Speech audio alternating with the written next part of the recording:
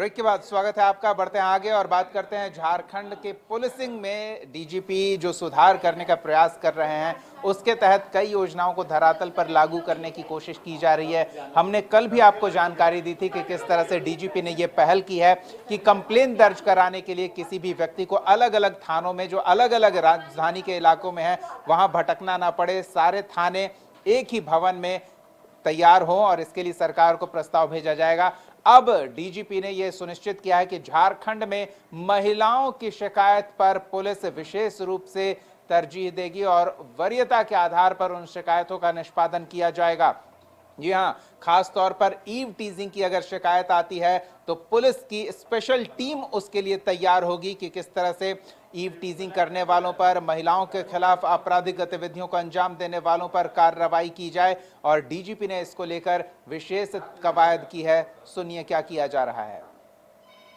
देखिए, उसके लिए हमने एक व्यवस्था बनाई है। हमारे पुलिस मुख्यालय में जो एडीजी है ट्रेनिंग सुमन गुप्ता, उसको मैंने पूरे राज्य की महिला सुरक्षा के संबंध में विभिन्न मुद्दों पर जांच करने का एक टीम गठित की है और ऑलरेडी इसने काम शुरू कर दिया। उसमें विभिन्न पहलुओं पे काम होगा। जैसे किसी बच्ची के साथ कोई छेड़खानी होती है तो उसकी शिकायत त्वरित दर्ज हो।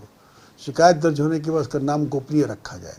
गोपनीय रखे जाने के बाद जो लोग दोषी उनको पकड़ा जाए। और बहुत सारी महिलाएं प्रतिदिन हम लोगों को कॉल करती है, मिलती है, सबकी कार्रवाई हम लोग कर रहे हैं। और पिछले एक हफ्ता में दर्जनों ऐसी महिलाओं ने अपने व्यक्तिगत समस्याएं बताई हैं, जैसे किसके साथ में गलत काम हुआ, किसी के साथ में छेड़खानी हुई।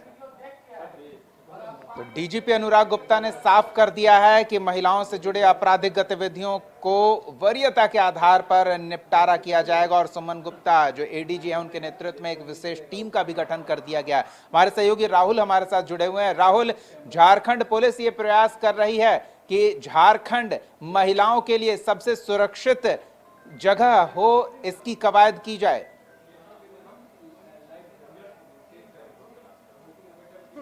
एडीजी सुमन गुप्ता के को ये जिम्मेवारी सौंपी गई है कि महिलाओं की सुरक्षा किस तरीके से सुनिश्चित राज्य में की जाए, इस दिशा में काम करने का निर्देश उन्हें दिया गया है। तो कह सकते हैं कि झारखंड में जिस तरीके से महिलाओं को लेकर, छात्राओं को लेकर, बालिकाओं को लेकर घटनाएं घट रही थी, छेड़छानी की घटनाएं कह लें या रेप की घटनाएं कह लें, इन सारी घटनाओं पे किस तरीके से अंकुश लगेगा, इसकी जिम्मेवारी डीजीपी ने सुमन गुप्ता को सौंपा है।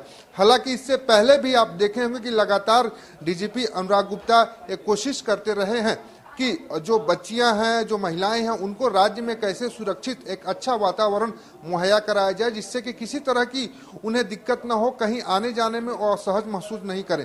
जब वो सीआईडी में थे तब भी वो महिलाओं को लेकर, जो बालिकाएं दूसरे राज्यों में फंसी रहती थी, ह्यूमन ट्रैफिकिंग की शिकार हुआ करती थी, जो घरों में बंधक बनाकर दूसरे राज्यों में उनसे नौकरी कराया जाता था, उन पर भी वो काफी पहल करते थे और सीडब्ल्यूसी और अन्य संस्थाओं के माध्यम से उनका रेस्क्यू भी राज्य में कराते रहे हैं। तो कह सकते हैं कि डीजीपी पहले से भी महिला सुरक्षा को लेकर काफी गंभीर रहे हैं।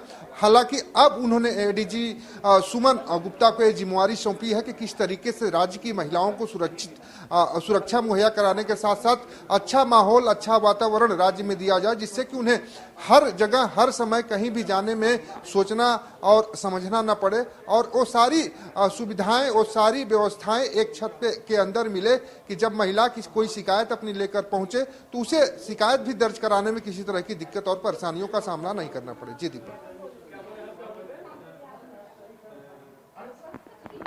बिल्कुल राहुल, ये भी समझना चाहेंगे कि जो ये कवायद की जा रही है कि ईव टीजिंग, अभी हाल के दिनों में राजधानी में एक घटना इस तरह की हुई थी जिसके कारण पुलिस की काफी किरकिरी हुई थी। पुलिस ने काफी सक्रियता दिखाई और तेज गति से अनुसंधान करते हुए अपराधी तक पहुंचने की कोशिश करती दिखी टीम।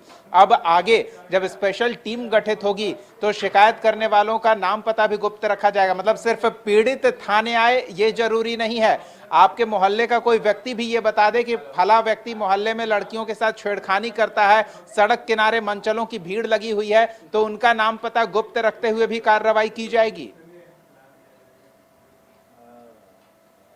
डीजीपी की ओर से एक व्हाट्सएप नंबर भी जारी किया गया है। उस व्हाट्सएप में भी आप जानकारी दे सकते हैं, जिसकी पहचान गुप्त रखने की बात कही गई। हाल ही के दिनों में दो जो छात्राएं हैं हिंद पीढ़ी की वो भी गायब हुई थी, जिसको लेकर एसआईटी पुलिस ने गठित कर दी है। तो इससे आप देख सकते हैं कि 2 से 3 दिनों के अंदर किसी महिला की खोज के लिए एसआईटी का गठन हो जाना एक बड़ी चीज है, और इससे दर्शाता है कि झारखंड पुलिस अब महिलाओं की सुरक्षा को लेकर कितनी गंभीर दिखाई दे रही है। जहां तक आपने बात कही शिकायत की और महिला सुरक्षा की, क्योंकि राजधानी रांची सहित राज्य के कई ऐसे शिक्षण संस्थान हैं जिसके बाहर दुकानें लगती थी और वहां पर अवैध तरीके से लोग रहा करते थे, मनचले रहा करते थे, जो स्कूल खत्म होने के बाद छात्राओं के साथ छेड़खानी और तमाम तरह के बातें करते थे, जिसको ध्यान में रखते हुए डीजीपी ने पहल की है। हालांकि जब से उन्होंने पहल की है कई दुकानें हटाई गई हैं, कई कार्रवाइयां भी की गई है, और इस तरह के जो जमावड़े स्कूल के बाहर लगते थे उसमें भी अंकुश लगा। तो हम कह सकते हैं कि गंभीर है पुलिस प्रशासन, झारखंड की पुलिस प्रशासन महिलाओं की सुरक्षा को लेकर गंभीर है और समय समय पर वो पहल कर रही है किस तरीके से महिलाओं को सुरक्षित रखा जाए, एक शुद्ध वातावरण दिया जाए जिससे कि महिला अपने आप को राज्य में सुरक्षित महसूस करें। जी बहुत बहुत धन्यवाद राहुल इन तमाम जानकारियों के लिए। तो डीजीपी अनुराग गुप्ता के नेतृत्व में झारखंड पुलिस इस दिशा में कार्य करती नजर आ रही है और एडीजी सुमन गुप्ता को इसकी कमान सौंपी गई है। स्पेशल टीम गठित कर उन्हें इसका नेतृत्व करने को कहा गया है कि किस तरह से झारखंड महिलाओं के लिए एक सुरक्षित राज्य हो, महिलाओं को घर के अंदर घर के बाहर हर जगह सुरक्षित महसूस कराया जाए, और अगर उनके साथ कोई आपराधिक गतिविधि होती है तो उनके साथ अपराध करने वालों को कड़ी से कड़ी सजा दिलाने का त्वरित कार्रवाई करते हुए सलाखों के पीछे पहुंचाने का प्रयास झारखंड की पुलिस करती अब आने वाले दिनों में नजर आएगी। यानी कि पुलिसिंग झारखंड में और बेहतर होने वाली है। फिलहाल न्यूज रूम लाइव में इतना ही। कशिश न्यूज पर खबरों का सिलसिला जारी रहेगा। देखते रहिए कशिश न्यूज।